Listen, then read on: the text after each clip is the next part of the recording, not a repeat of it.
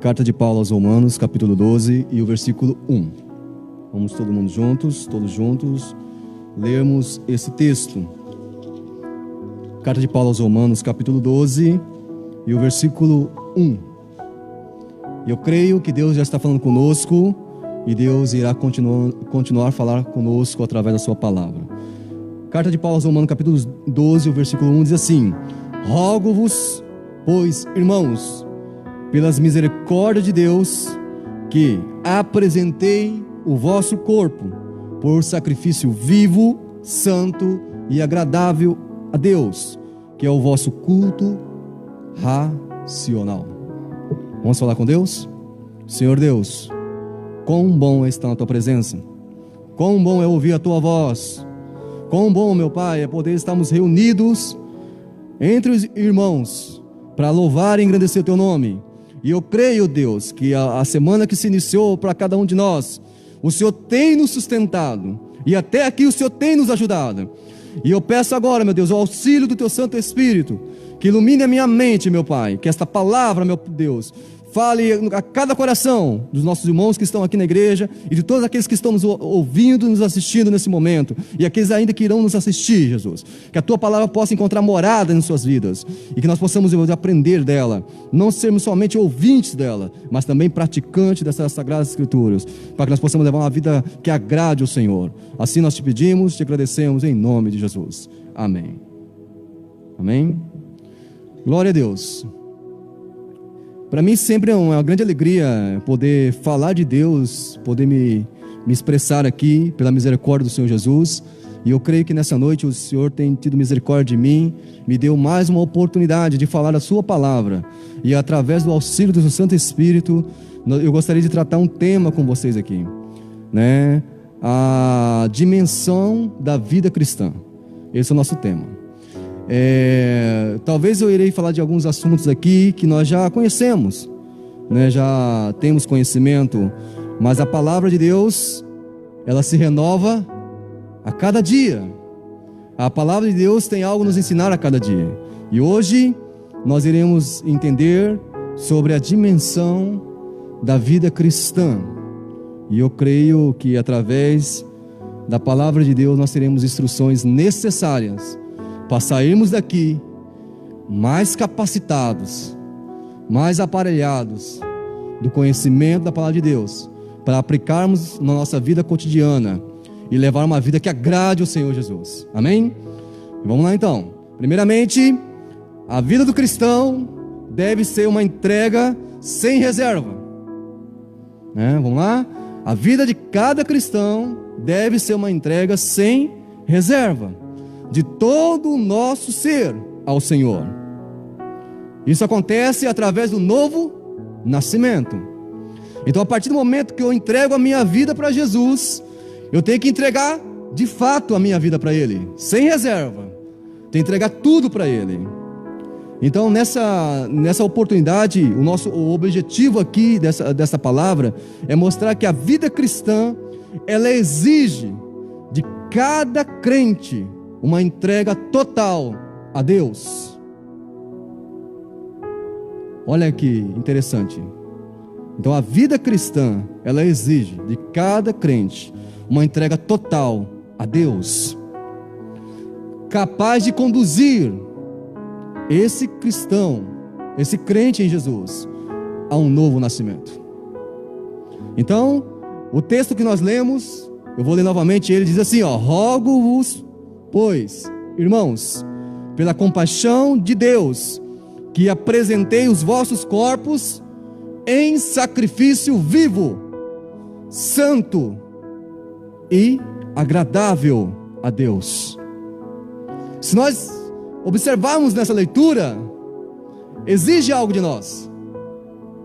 Se nós analisarmos esse texto, nós iremos perceber que nós temos que nos apresentar diante de Deus em santidade, porque o nosso Deus é santo, né? E tem que ser algo que agrade a Ele. Olha que interessante esse texto. Vamos lá então. O apóstolo Paulo aqui, ele apresenta um forte apelo a uma vida de consagração total a Deus. Eu consagro a minha vida, Eu consagro o meu pensamento, tudo a Deus, porque eu quero agradá-lo, porque Ele é Deus, Ele é Senhor das nossas vidas. Ele enviou o seu único Filho para salvar todo aquele que nele crê e confia. Deus fez isso. Então, nós precisamos entender isso, nós precisamos voltar a entender isso, que nós estamos diante de um Deus vivo, diante de um Deus santo, poderoso, que pode fazer infinitamente mais em favor de todo aquele que nele crê. Então nós também não podemos deixar passar ou ficarmos desapercebidos, que ao nos apresentarmos diante de Deus, nós temos que nos comprometer com Ele, uma vida que agrade a Ele. E o apóstolo Paulo, ele faz um apelo aqui. Por quê o apóstolo Paulo faz esse apelo? Porque frequentemente nós estamos vivenciando uma vida cristã superficial, né? Uma vida cristã dividida. Nós não sabemos se agradamos a Deus ou se agradamos o mundo, né? Cheio de reservas, né? No tocante à nossa entrega a Deus. Não, amanhã eu faço, né? Depois eu faço, né? Muitas reservas. Então o apóstolo Paulo está fazendo um apelo aqui para mostrar para nós que o nosso Senhor Jesus Cristo vai voltar um dia, e eu creio nisso, e eu tenho certeza que você também crê nisso. O nosso Senhor Jesus Cristo vai voltar um dia para buscar uma igreja que entregou a Ele a sua vida em totalidade. Isso é muito forte.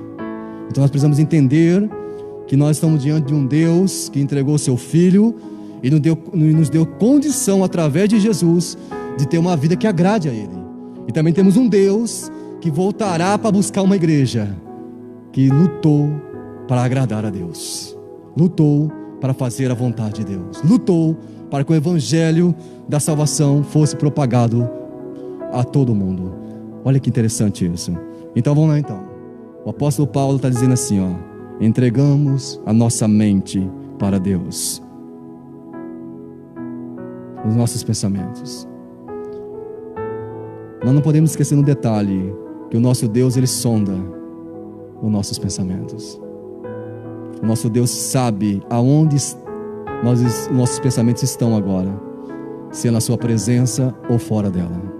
Nosso Deus sabe. O apóstolo Paulo está dizendo assim, entregamos nossa mente para Deus, para que Deus atue nela. O cristão que experimentou o novo nascimento, ele precisa ter a mente de Cristo. Isso é muito forte, meu irmão, né? Muitas vezes nós batemos no peito e falamos, somos cristãos, somos salvos em Jesus, mas nossa mente não é de Cristo. Mas Deus sabe disso. Porque o que é uma mente de Cristo, irmão? É uma mente sadia, pensamentos bons. Nós temos que buscar isso em Deus. É por isso que o apóstolo Paulo está dizendo assim, que nós devemos entregar a nossa mente para Deus, para que Deus atue nela. Nós devemos buscar o conhecimento do Senhor através da sua palavra.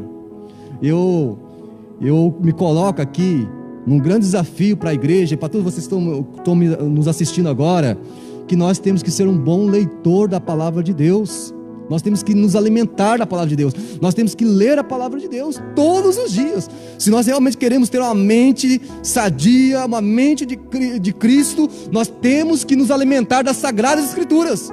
Nós temos que ler. Não somente ler, mas meditá-la todos os dias das nossas vidas. Nós temos que meditar na palavra de Deus. Isso é muito forte. Olha que o apóstolo Paulo fala assim, a nossa mente agora é de Cristo. Cristo vai atuar nela. E nós vamos ter prazer em conhecer mais de Jesus através da sua palavra. Mas nós não podemos esquecer também do nosso coração, né? Nós temos que entregar também o nosso coração a Deus. E o apóstolo Paulo aqui, ele está falando de uma vida que agrada a Deus em todo momento.